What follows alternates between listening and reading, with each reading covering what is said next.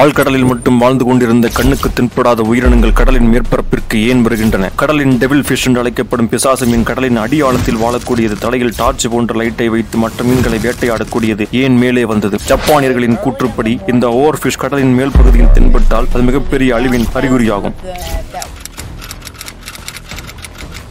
வணக்கம் மக்களே, இந்த வீடியோவை முழுமையாக பார்த்தால் மட்டுமே இதில் உள்ள ரகசியம் உங்களுக்கு தெரியும். ஜப்பானில் 2011ஆம் ஆண்டு ஓவர் ஃபிஷ் என்று சொல்லக்கூடிய இந்த 6 மீட்டர் நீளம் கொண்ட இந்த மீன் ஒரு மீனவரின் வலையில் கிடைக்கின்றது. அதேபோல் பல்வேறு இடங்களில் ஜப்பானிய கடற்கரைகளில் 15க்கும் மேற்பட்ட ஓவர் ஃபிஷ்கள் இறந்து கிடக்கின்றன. சரியாக ஜப்பானிய மக்களின் புராதன கதைகளில் சொல்லக்கூடிய கூற்றுப்படி அழிவிற்கான அறிகுறியாகத்தான் இதை பார்க்கின்றனர். அதேபோல் 2011ஆம் ஆண்டு ஒரு மிகப்பெரிய அழிவு சந்தித்தது ஜப்பான். இதனால் நமக்கு என்ன என்று கேட்கிறீர்களா? இதுவரை இந்த மீன்கள் மனித கண்களில் மிகவும் அரிதாகவே தென்பட்டுள்ளன. ஆனால் தற்போது 2023ஆம் வருடம் வெளிநாடு ஒன்றில் கிட்டத்தட்ட 50க்கும் மேற்பட்ட ஓவர் ஃபிஷ்கள் ஒரே இடத்தில் பிடிபட்டுள்ளன. 2024ஆம் வருடம் இதேபோல் பல்வேறு இடங்களில் ஓவர் ஃபிஷ்கள் கரை ஒதுங்கியுள்ளன. 2025 பிப்ரவரி மாதம் முதல் ஓவர் ஃபிஷ்கள் உலக அளவில் பல இடங்களில் கரை ஒதுங்க தொடங்கியுள்ளன. விஷயம் இது மட்டுமா என்றால் இல்லை. டீப் சீ என்று சொல்லப்படும் கடல் ஆழத்தில் இதே போன்று கண்ணுக்கு தெரியாத பல விசித்திரமான உயிர்கள் வாழ்ந்து கொண்டுதான் உள்ளது. ஆனால் கடலின் வெளிச்சம் இல்லாத நிசப்தத்தில் வாழக்கூடிய 1000 மீட்டர் முதல் 2000 மீட்டர்கள், அதாவது கடலின் ஆழத்தின் அடியில் 1 கிலோமீட்டர் முதல் 2 கிலோமீட்டருக்கு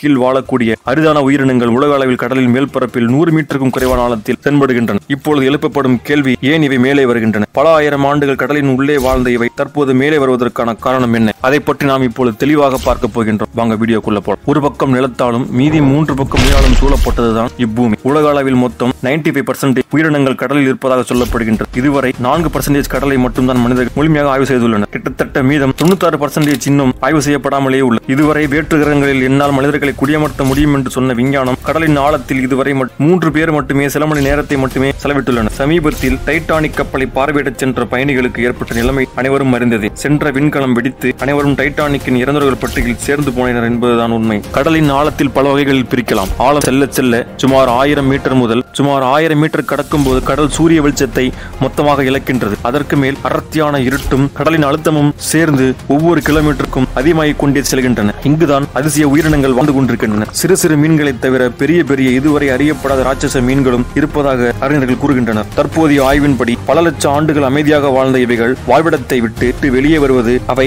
அமைதி இல்லாமல் போவதே இதற்கு காரணம் என்று கூறுகின்றனர். தற்போதைய ஆய்வின்படி பல லட்சம் ஆண்டுகள் அமைதியாக வாழ்ந்த இவைகளின் வாழ்விடத்தில் அந்த அமைதி இல்லாமல் போனதே இவைகள் மேலே வருவதற்கு காரணம். இவை இயற்கையான காரணங்களாக இருக்கலாம், இதுவரை மனிதர்களின் அறியப்படாத ஒன்றாகவோ அல்லது பேரழிவுக்கான முன்னுதாரணமாகவோ அதற்கான அறிகுறியாகவோ இருக்கலாம். மாறி வரும் தட்பவெப்பநிலை கூட இதற்கு ஒரு காரணமாக இருக்க வாய்ப்புள்ளது. இவை அனைத்தையும் தாண்டி சட்டவிரோதமாக கடலின் ஆழத்தில் பல்வேறு நாடுகள் கடலின் அடியில் புதைந்து கிடக்கும் கனிமங்களை ஆய்வு செய்து அதை கொள்ளையடிக்க போட்டி கொண்டு ஆய்வுகளை மேற்கொண்டு வருகின்றது. கடல் அடியில் ஆராய்ச்சி நடத்துவது குறித்து உலக அளவில் கண்டனங்கள் எழுந்து கொண்டுதான் இருக்கின்றன. கடலின் அடியில் என்னென்ன கனிமங்கள் உள்ளன, எதற்காக ஆதிக்கம் மிகுந்த நாடுகள் இந்த போட்டியில் இறங்கியுள்ளன என்பதை அடுத்த வீடியோவில் நாம் தெளிவாக பார்க்கலாம். நன்றி, வணக்கம். மேலும் உங்கள் கருத்துக்களை பதிவிடுங்கள். Subscribe, like, share.